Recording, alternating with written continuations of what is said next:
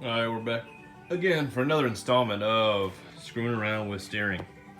So, if you watch the other videos, you know I'm in the process of doing an EPAS install.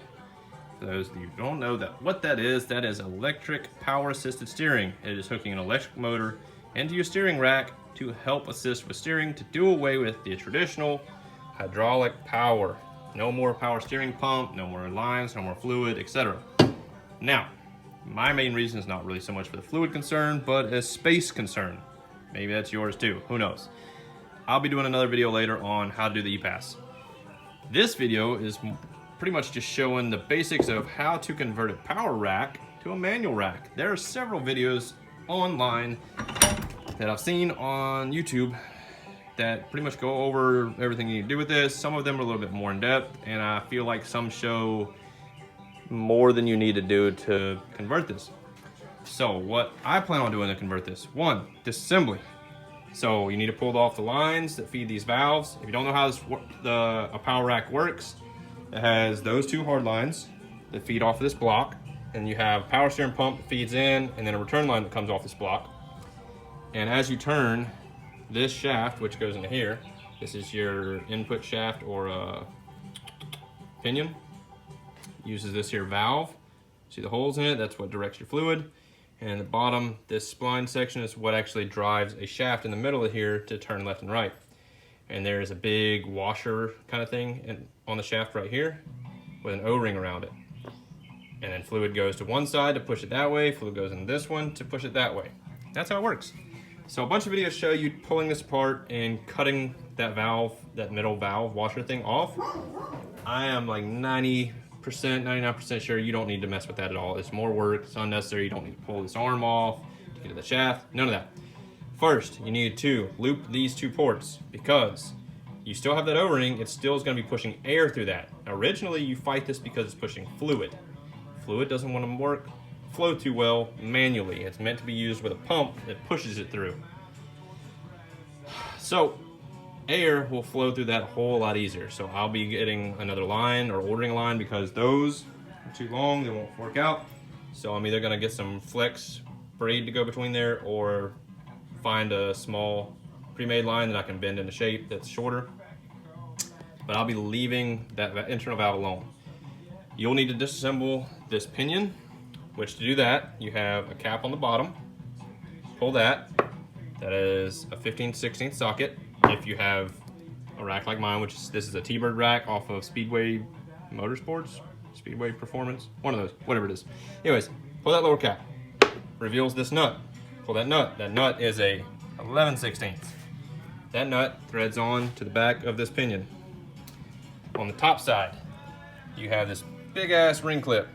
If you haven't done it yet, because I don't know, maybe you're stubborn, maybe you don't have the money to, whatever, or maybe you just haven't watched my videos where I've praised about how amazing these snap ring pliers are. Channel lock 927s.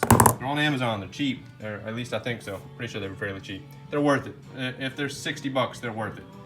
All right, pull that. That will reveal, I believe, I don't remember if this is on top of that or below it. Anyways, pull that off next. That's just all it is, a bearing cover just to keep this covered. I'm pretty sure it's over the top, and this sits on it like that. Almost certain. Pull that off. Then you can take a punch, not this chisel punch, but a large punch on this backside here, and drive this out the top. Support it. It's gonna fall out. You don't want it to ding up these teeth. I screwed up and didn't support it and flung it back there through that hole. Don't do that. Don't be me. So anyways, catch that.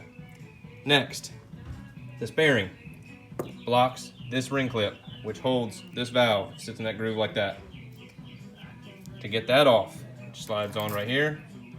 I took this chisel, you can see where it stopped right here, this little machine face. I just worked my way around it gently. Mine wasn't on tight. Do not hammer on this, because you're pushing against this outer race, you will damage the bearing. Mine wasn't pressed on that hard. It literally just slipped off, more or less. I just had to work my way around tapping it. And once it got low enough, I just kind of rode on this shaft and pushed it down, gently tapping. You do not want to mar up this face, all right? If yours is stuck on pretty good, you might have to use a press and some press blocks, all right? Get that off. Reveals the snap ring. Pull that off. It sits right here. All right, pull that off. Next, your valve. This is your fluid valve. It's keyed here for this little pin. All it does is slide off. You just grab it, snatch it off. Boom, done. Won't use that again, won't use that again. This has lots of it has 4 little piston rings on it that seals in between the valves. I'm pretty sure that adds a good little bit of resistance when turning.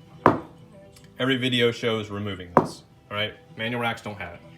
Next, you're gonna need to put the bearing back on, obviously, but one thing I wanted to show is this spline here is separate from this spline here.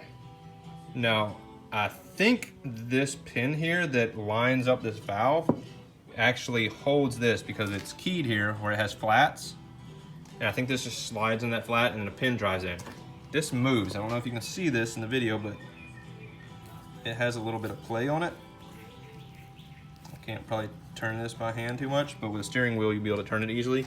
From what I read, several people will weld right here. They'll weld in this groove or whatever and make this solid, because from what I understand, this has up to like 11 degrees of play in it, of shaft play, and you can see it. Hopefully you can see it. Anyways, yeah, it has some movement to it. I'm not sure if there's any reason for it to purposely have that play. So if there is, comment and let me know before I weld it. I'll probably be welding it in the next couple days.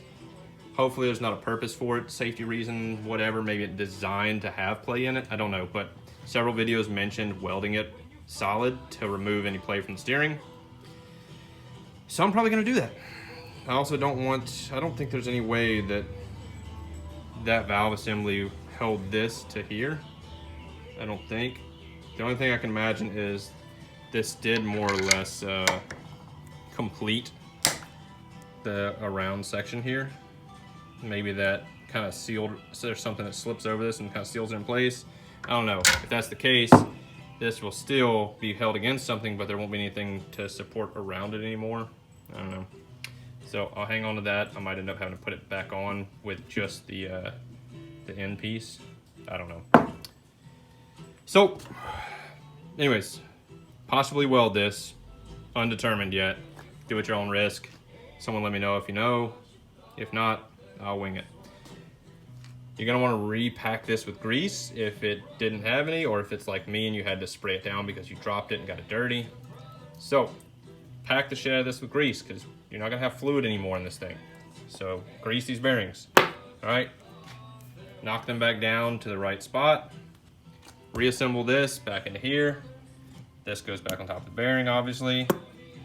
Grease the mess out of these teeth here. I don't know if there's any reason to grease any of this area, but I might just do it just because. All right, pop that back in. This nut goes back on the bottom. There's bearings on the underside. Make sure those are still greased good. Then put your cap back on. This obviously goes back on top to hold this top assembly in. Done, all right? That's your disassembly. I'm pretty sure I covered everything. This is a T-Bird rack that goes to a Mustang 2 setup. Should be the same for T-Birds, Mustang 2s, Pintos, all those. Also, probably 90% of every other rack is the same basic design. It's gonna have 2 ports that you need to loop. You're gonna have a valve you need to take out. You're gonna wanna grease all the internal stuff because you don't have any more oil, fluid, hydraulic line, fluid, whatever, lubricating any of the insides. All right, that's it. Put it back together. That should take out a whole lot of resistance and make it to where it'll just easily turn. Whenever I watched the video of the guy, he could literally just grab this shaft by his hand and turn the rack back and forth. There's no way in hell I could do it before, all right? It was pretty snug. So we'll see when I get it back together if I can actually do that. And thanks for watching, guys.